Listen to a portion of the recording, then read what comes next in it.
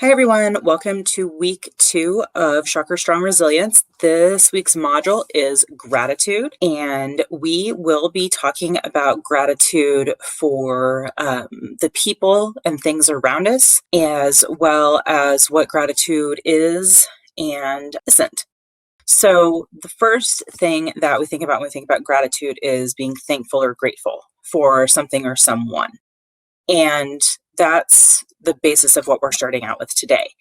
And we want everyone to understand that when you're talking about resilience and gratitude, it's that when you want to be resilient and have that ability to bounce back from things that go wrong, it can help if you've already kind of trained yourself to be grateful for the things in your life that are there to support you or to help you recover from it.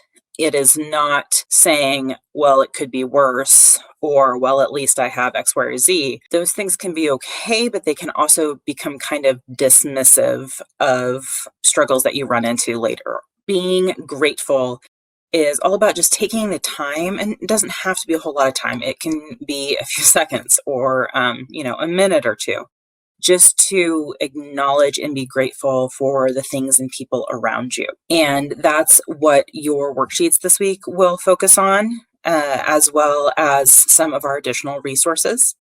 The thing that came to my mind when I was thinking of this week's module and video is a book that my son has, my 6-year-old. And it's called 10 Thank You Letters. And I actually have it. And it's a great book. If you have kids or know a small child, I highly recommend picking it up. 10 Thank You Letters by Daniel Kirk. And it's the story of Pig and his friend Rabbit and the writing of thank you letters and kind of two different approaches. So in the book, Pig is writing a thank you letter to his grandma for the sweater she knitted him for his birthday. And Pig is supposed to go play catch with Rabbit. And Rabbit shows up and is impatiently waiting for Pig. So he decides to write some thank you letters of his own. And throughout the time that Rabbit is writing these 10 thank you letters, and they're really more of notes, just short little thank yous to different people in his life. Everyone from his school teacher and school bus driver to his favorite children's book author and the President of the United States. And Pig, during this whole time, is just writing the one letter to his grandmother. And Pig is taking his time and talking to her about the weather changing so he can wear the sweater, and how he's been helping out his mom around the house, and how he recently lost a loose tooth. And Rabbit's just, knocking out thank you letters left and right, just saying, thanks for teaching us about this. Thanks for making sure we get to school safe. Thanks for writing books that make everyone laugh. And it's two approaches to the same thing. And gratitude, a lot of times when we think about expressing it to someone, we think about it being a longer, deeper, meaningful thanks, if it's really personal. Or we think of it as being very short and kind of impersonal, like in our exchanges in public, like at a store at the cashier, or somebody holds a door for you going into a building. And they're both equally as valid.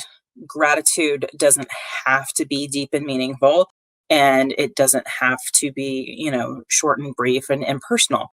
Or if it's either of those things, it's okay. What we want you guys to really think of in terms of the world around you is to take time to acknowledge a person that you are really grateful for or to, and take the opportunity to tell them if you've never told them before, and to kind of write it all out before you tell them. And it can be in letter form, or you can just, write like little bullet points to yourself. And then either, tell them those things, or if you wrote the letter, give them the letter to let them know that you're grateful for them and why. And then the other thing is to encourage you guys to start learning how to be grateful for just the regular everyday things that are around you. And I know last semester, the example I used, because it was pre-COVID or, very early COVID, was that I was grateful to show up to work every day on a beautiful campus and have a nice walk from my parking spot to my office. And that I got to see trees, and that if I wanted to take a short break and like go outside and get some fresh air or sunlight, like I'm grateful to have a job that allows me to take a break like that, because not everybody does. So those small things that I tried to be conscious and aware of every day and showing up to work, that I was thankful for. And those little things are different for everyone. One of the assignments you have for this week is to start and keep a gratitude journal, and kind of just think back over, it doesn't have to be, it's not daily, it's weekly, and just think back over your week and like the small things you were grateful for. Or if even there was a big thing that stood out, and get you in the habit of acknowledging and practicing gratitude in those big and small ways. And an additional little thing that I'd like to add on the end is, what is your gratitude towards yourself? What are you grateful for? Are you grateful for a skill, gift, or talent that you have? Do you have gratitude for the opportunity to help others or to be a support to others when you can, if that's a position you find yourself in? And just think about those, and put those responses in your assignments for the week. What did it make you think about? What did it really make you dig into, and what did you learn about yourself and about things around you? Thank you for joining us this week, and we will see you again next week for Module 3, which is Cultivating Optimism.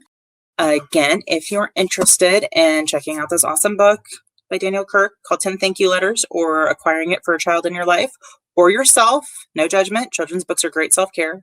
I recommend reading it. Check it out at the library if you want. We will see you next week. Take care all. Bye.